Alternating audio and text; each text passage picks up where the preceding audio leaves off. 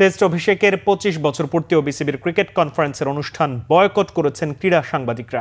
আমন্ত্রণ জানিয়ে অনুষ্ঠান স্থলে প্রবেশে বাধা দেয়ায় ক্রীড়া সাংবাদিকরা এই সিদ্ধান্ত নেন। রাজধানীর ৫ তারকা হোটেলে বিসিবির ২ দিনব্যাপী ক্রিকেট কনফারেন্সের শেষ দিন ছিল সোমবার। একই সাথে ১০ নভেম্বর বাংলাদেশের টেস্ট অভিষেকের ১০ বছর পূর্তি। দিনটি উদযাপন করতে বিশেষ আয়োজন করে বাংলাদেশ ক্রিকেট বোর্ড। বিকেল ৪টায় সংবাদ মাধ্যমগুলোকে আমন্ত্রণ জানানো হয়। নির্ধারিত সময়ের ১ ঘন্টারও বেশি সময় হোটেলের প্রবেশপথে টিভি অনলাইন রিপোর্টাররা দাঁড়িয়ে থাকলেও তাদের ভেতরে প্রবেশ করতে দেয়া হয়নি। বারবার অনুরোধ করার পর নিরাপত্তা কর্মীদের পক্ষ থেকে জানানো হয়েছে সংবাদ মাধ্যমের ভেতরে প্রবেশের অনুমতি দেয়া হয়নি। মিডিয়া কর্মীদের বাইরে রেখেই ২৫ বছর পূর্তির কেক কাটা হয়েছে, ফুটেজ সংগ্রহ করতে দেয়া হয়নি।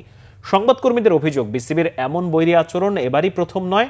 যুব ও ক্রীড়া উপদেষ্টা আসিফ মাহমুদ সজীব ভূঁইয়া, বিসিবি সভাপতি আমিনুল ইসলাম বুলবুলের উপস্থিতিতেই ইলেকট্রনিক মিডিয়া কর্মীরা অনুষ্ঠান বয়কট করেন। এ সময় প্রিন্ট ও অনলাইনের সংবাদকর্মীরাও একাত্মতা ঘোষণা করেন।